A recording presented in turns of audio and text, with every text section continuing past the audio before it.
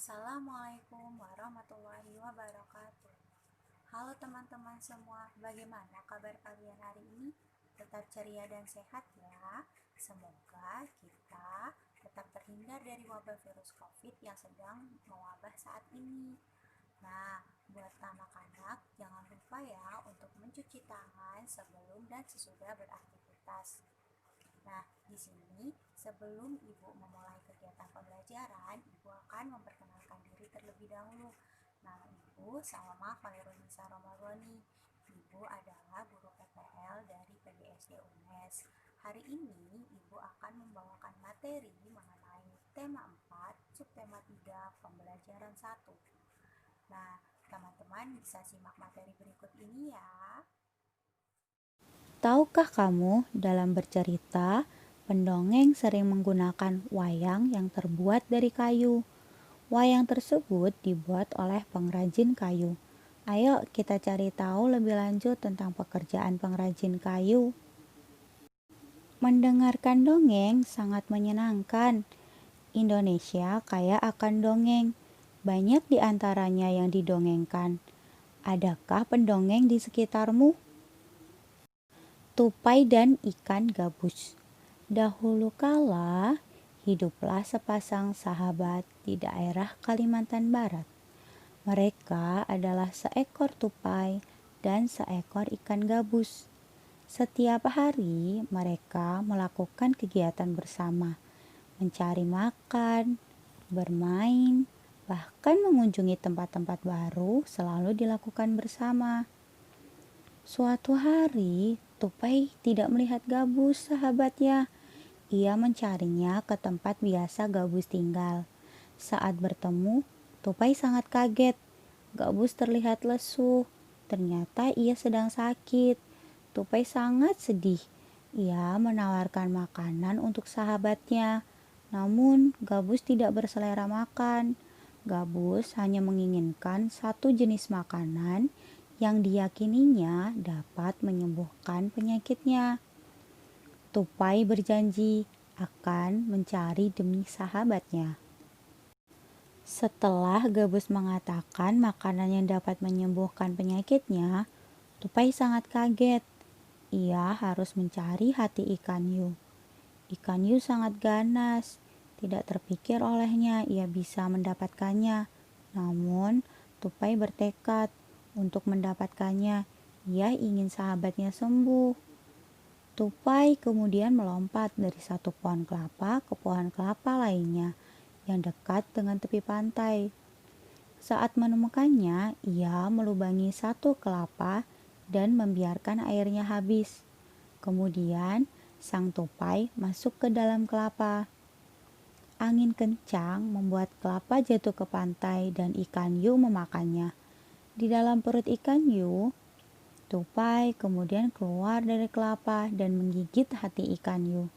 Ikan tersebut mencoba bertahan sampai kehabisan tenaga. Ombak besar membawa ikan hiu ke tepi pantai. Saat itulah tupai keluar dari mulut ikan hiu dan membawa hati ikan kepada sahabatnya. Sampai di tempat ikan gabus, tupai kemudian memberikan hati ikan hiu untuk dimakannya.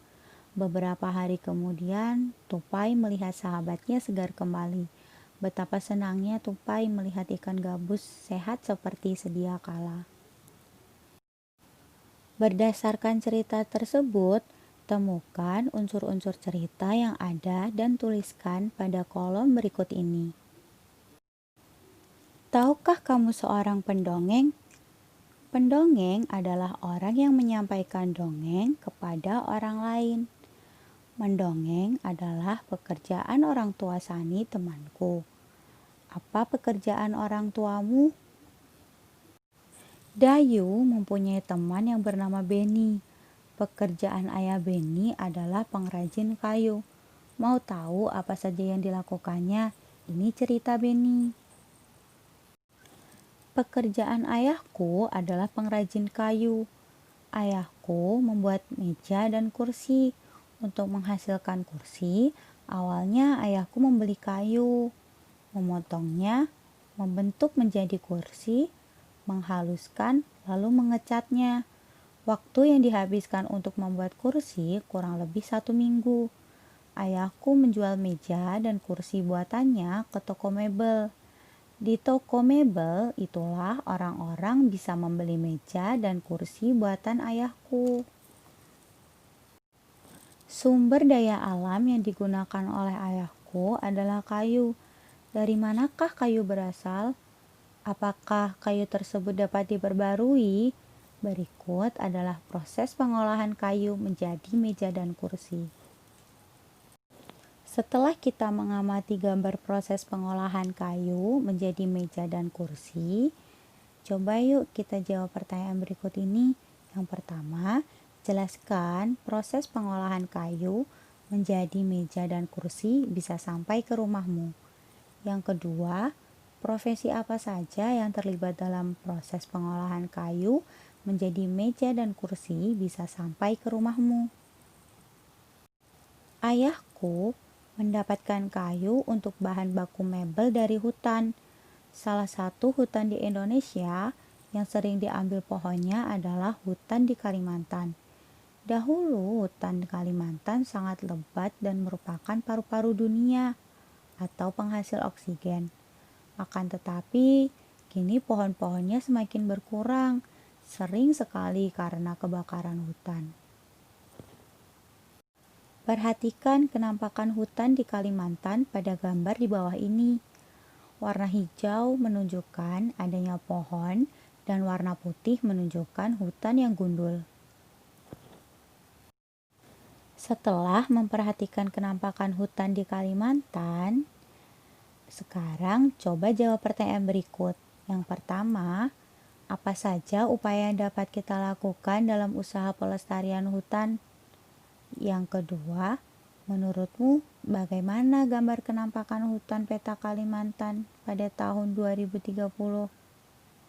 Dan beri warna hijau untuk menunjukkan masih adanya pohon di hutan. Kalian bisa menggambarnya di buku gambar ya. Sekian pembelajaran hari ini.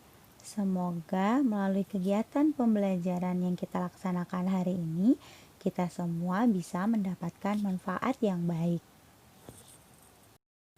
Jangan lupa ya untuk menjaga kesehatan badan dan menjaga kebersihan lingkungan.